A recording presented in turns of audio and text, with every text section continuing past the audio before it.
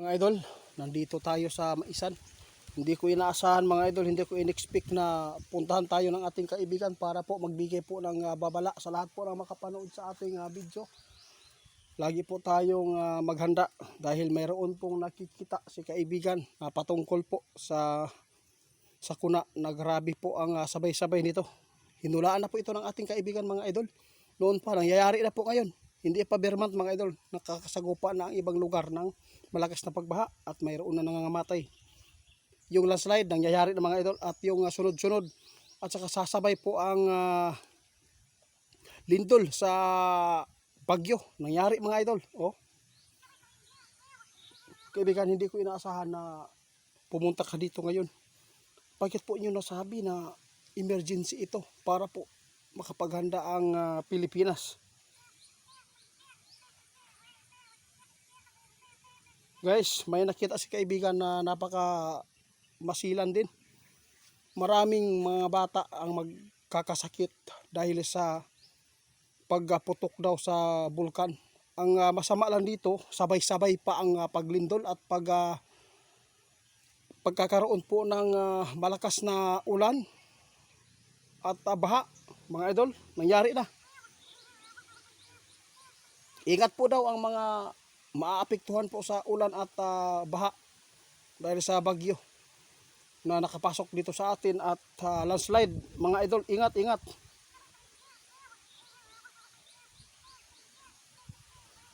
Salamat. Sa ngayon, ito po ang nakita ng ating kaibigan na impormasyon kaya ipinapaabot nila agad dito sa atin. Maging alisto kayo dahil si kaibigan nag-alala sa mangyayari dito sa ating bansa. Dahil nakikita po nila na mayroon pong nakita si kaibigan lulubugin po ang tubig, ang mga lugar na malapit po sa mga sapa, yung mga bahay na nakatira dyan. Please lang, umalis na po kayo mga idol dahil si kaibigan nag-alala po ngayon sa nakikita dahil napakarami po ang posibleng maaanod pa dito kung hindi kayo makinig.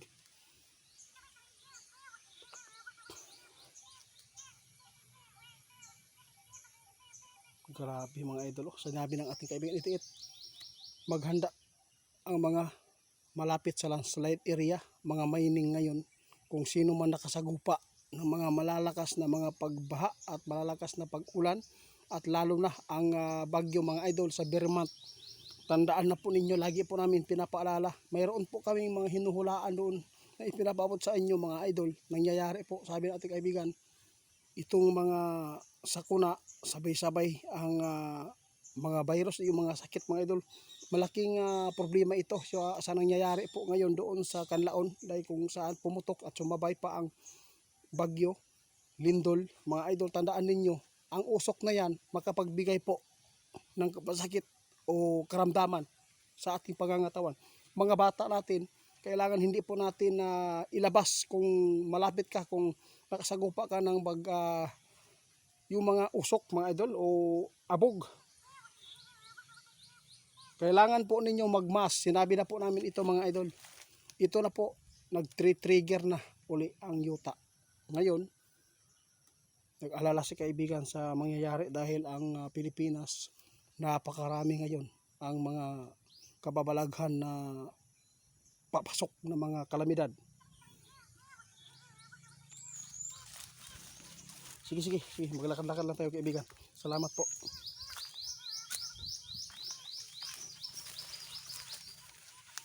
Oo, tama ka. Kaya ipinapaabot po nila ito mga idol dahil ipinapahanda tayo ng ating kaibigan ngayon sa posibleng mangyayari sa Pilipinas. Ang kawawa dito, yung nasa lugar na mga malapit sa tubig. Dahil kapag nagkakaroon ng malakas na pagbagyo, pag-ulan, baha, kaya maraming napipinsala ang buhay.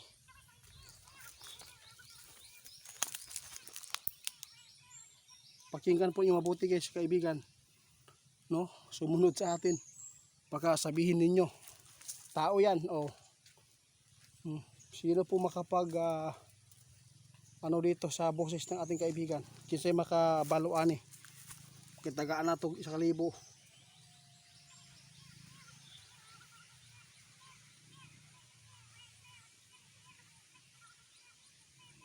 Sige kaibigan, salamat po. Guys, tandaan ninyo ha, mag-ingat tayo sa babala ngayon ng ating kaibigan dahil sa nakita nila sa Vermont po talaga ang pinakamarami nasa kuna patungkol sa baha at pag-ulan at bagyo.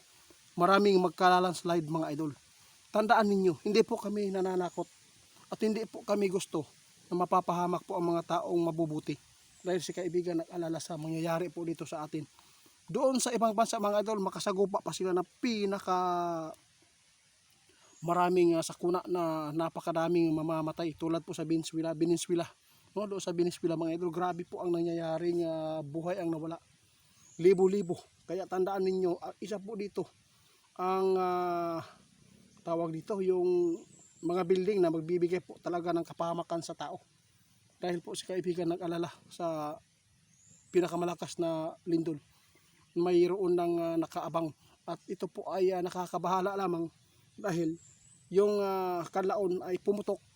Ito po ang magbibigay ng sign na hindi maganda po sa dagat at kalupaan nito. Kaya tandaan natin, baka magkakaroon po ng paglaki sa dagat mga idol, kailangan po maging alisto po ang malapit sa mga dagat mga idol dahil si kaibigan nag-alala din po ngayon. Sige, salamat. Guys, mayroon pang ipapaabot si kaibigan niya yun dito patungkol po sa kalamidad. Maraming kalamidad ang sunod-sunod na masasagupa natin.